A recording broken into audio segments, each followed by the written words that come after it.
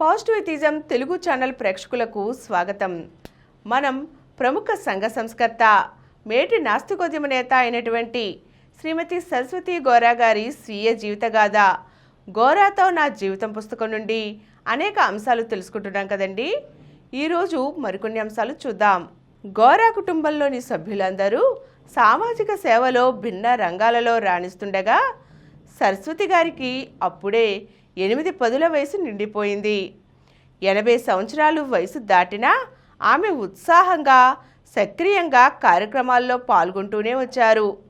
సరస్వతి గోరా మార్గదర్శకత్వంలో 1996 జనవరిలో 4వ ప్రపంచ నాస్తిక మహాసభలు, 2005 జనవరిలో 5వ ప్రపంచ నాస్తిక మహాసభలు విజయవాడలో జరిగాయి. అలాగే 2002 ఫిబ్రవరి 15, 16, 17 తేదీలలో విజయవాడ నాస్తిక కేంద్రంలో గోరా శత జయంతి అంతర్జాతీయ మహాసభలు జరిగాయి. ఈ సందర్భంలో భారత ప్రభుత్వ తపాలా శాఖ గోరా గారి తపాలా బిళ్లను విడుదల చేసింది.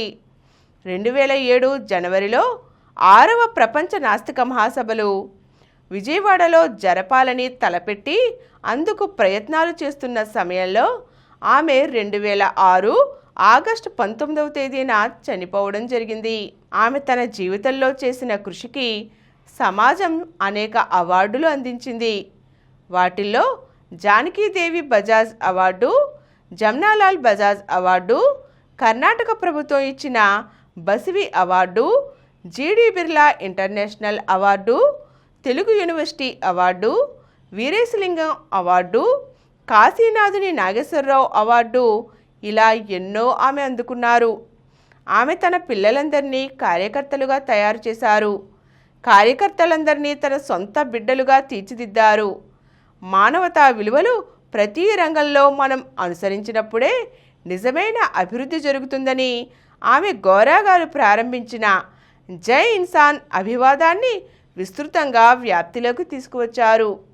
తన తరువాత కూడా నాస్తిక కేంద్రం సక్రియంగా, సమర్థవంతంగా, ప్రపంచవ్యాప్తంగా కార్యక్రమాలన్నీ నిర్వహిస్తూ ఉండేటట్లుగా ఆమె కార్యకర్తలను, తన పిల్లలను తీర్చిదిద్దారు.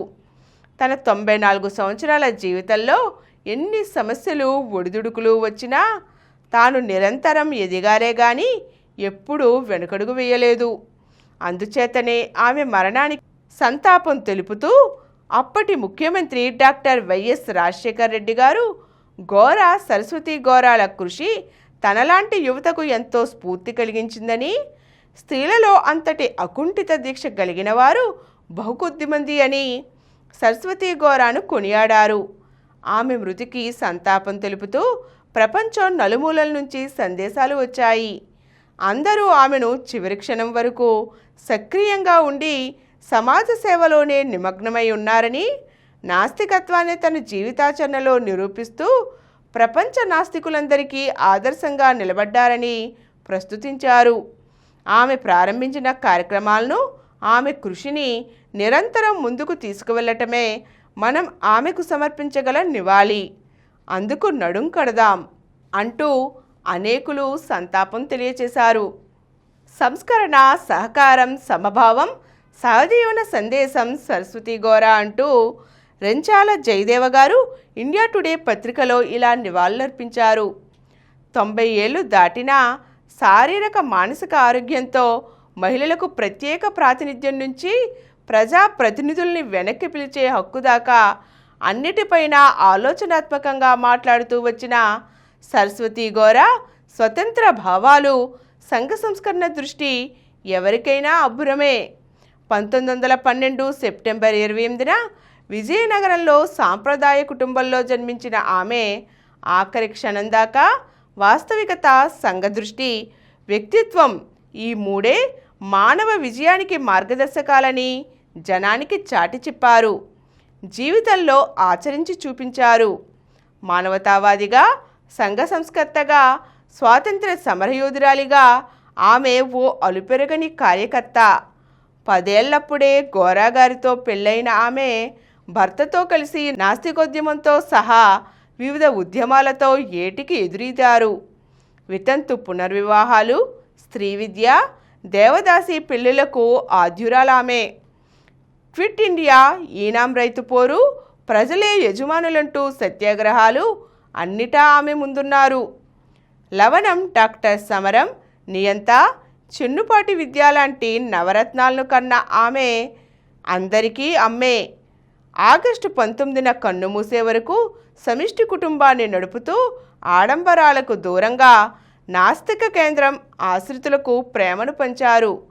పురస్కారాలెన్నో పొందిన సరస్వతి గోరా అభ్యుదయ వారధులైన నవతరాలకు నిరంతర స్ఫూర్తి చిత్రాన్ని అందించారు అని వారు ఇండియా టుడే పత్రికలో ప్రచురించారు.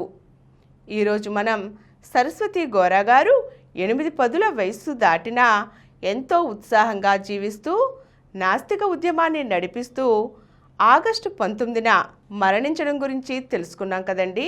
మరో చక్కని అంశంతో మళ్ళీ కలుద్దాం. ఈ కార్యక్రమం మీకు ఎంతో నచ్చింది కదా. ఇటువంటి మరిన్ని వీడియోల కోసం అనతి కాలంలోనే 21 కోట్ల వ్యూస్ సాధించిన సమరం ఛానల్ సమర్పించు పాజిటివ్ ఎథియిజం తెలుగు ఛానల్కు సబ్స్క్రైబ్ చేయండి, లైక్ చేయండి, మీ ఫ్రెండ్స్కి షేర్ చేయండి. అలాగే ప్రక్కనున్న గంట సింబల్ని ప్రెస్ చేయడం మర్చిపోకండి.